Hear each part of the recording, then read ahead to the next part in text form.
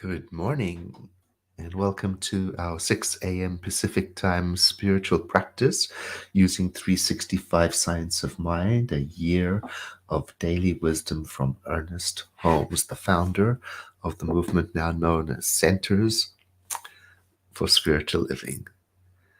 I'm using the Kindle version, and we have been practicing together since the beginning of the year, and some have even practiced before that. Thank you for letting us know where you're joining from, and thank you for the beautiful photos that have been sent my way of your morning devotional candle lighting. And some of you have your pets in your lap during the practice, and I loved seeing those.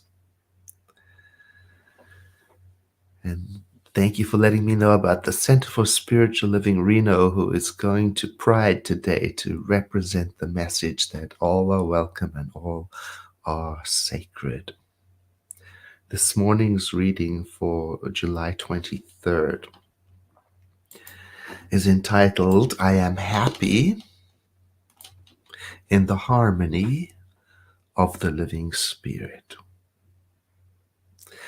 And then there is a quote from the first letter to the Corinthians, chapter 12.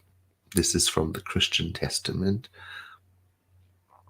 Now there are diversities of gifts, but the same living Spirit. And there are diversities of operations, like works, like ways of being, but it is the same living Spirit which works in all. So this particular letter supports the idea that from the one comes the many, that we are one, but we are not the same. We are united, but we are diverse. A little later in the chapter, it explains it even further by saying, the eye cannot say to the hand, I don't need you. And the head cannot say to the feet, I don't need you. On the contrary, those parts of the body that seem to be weaker are indispensable. And the parts that we think are less honorable, we treat with special honor.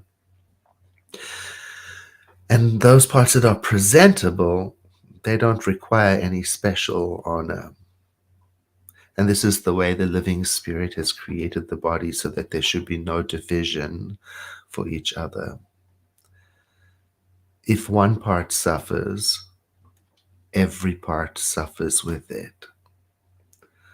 If one part is honored, every part rejoices with it. And this also causes me to think of the vision of Centers for Spiritual Living, of a world that works for everyone, for all, in which everyone has shelter and food. And it calls me to think about, how will I walk toward that vision in my own life? And how will I honor all of the ways that the living Spirit shows up? And it's quite a big idea, and something that I was going to say wrestle with, and it's true, wrestle with every day. We do not all have the same gifts, Dr. Holmes writes, because no two anythings are ever alike. Nothing is ever reproduced identically. We're all engaged in different types and sorts of activities that express the unique individualization that each one of us is. But it is the same living Spirit that is working in all of us. This is one of the most terrific concepts we can think about. That out of all of the variations that life produces, the infinite numbers of colors and forms and people, from the rosebud to the elephant, from snow-capped mountains to the tiny mouse in the field, that there is one living spirit that is the cause of it all.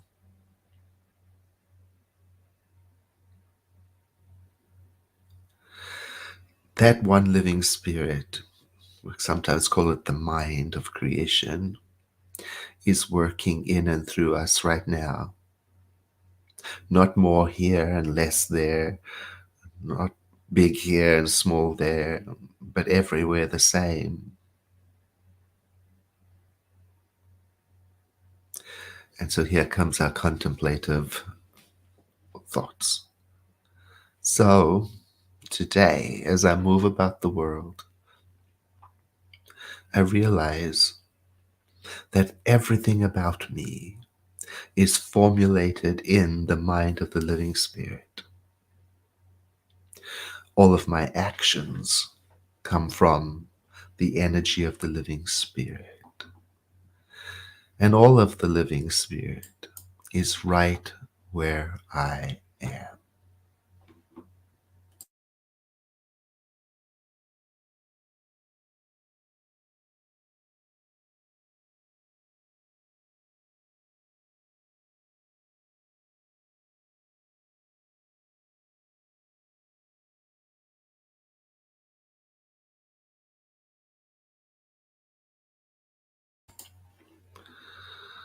Today, as I move about the world, I open my mind, open all the channels of my thought to the flow of the living spirit, its presence in through me, out through me. And I remain aware that it is doing something unique and different through me. So I feel the honor of that. And I let myself feel the meaning and the impact of this presence in my own mind.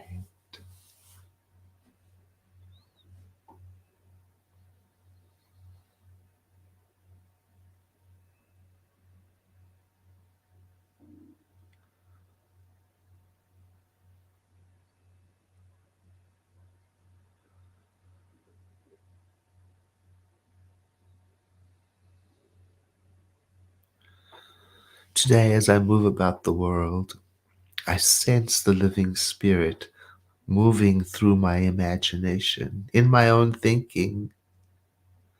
I see it moving through my hands, through everything I do. And I remember not to differentiate between big or little, but to let everything and everyone become important, as I remember that everything and everyone is the expression of that living spirit that does everything.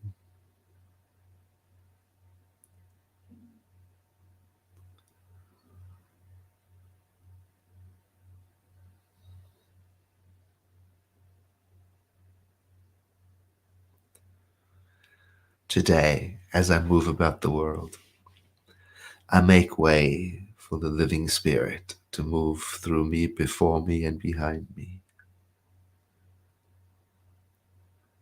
I remind myself frequently that there is one all-knowing living spirit, and its power and presence is everywhere I am today.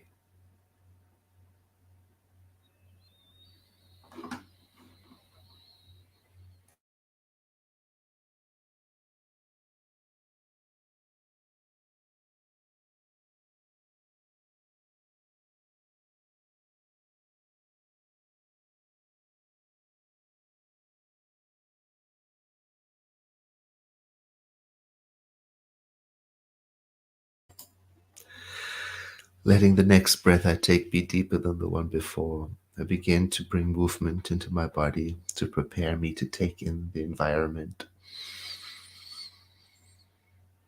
And letting the atmosphere of the contemplation stay with me, I prepare myself to engage in the world. Thank you very much for joining us this morning, and have a blessed day. I'll see you again tomorrow.